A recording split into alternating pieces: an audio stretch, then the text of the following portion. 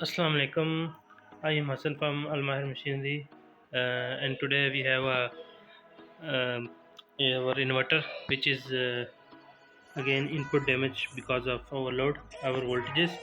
So, in this video, we are going to take this from this power supply.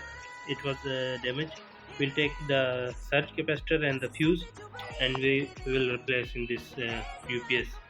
So let me open it and desolder the capacitor. Then next video will continue again. Again, this next part, we uncover the UPS. You can see that surge capacitor is burned.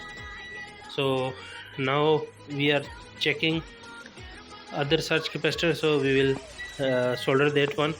That capacitor will solder here. Okay. Assalamu alaikum everyone. I am Hassan from Al Mahir Machinery. So this is my update with the inverter. You can see I installed already the surge capacitor, and now I will check it with the input power.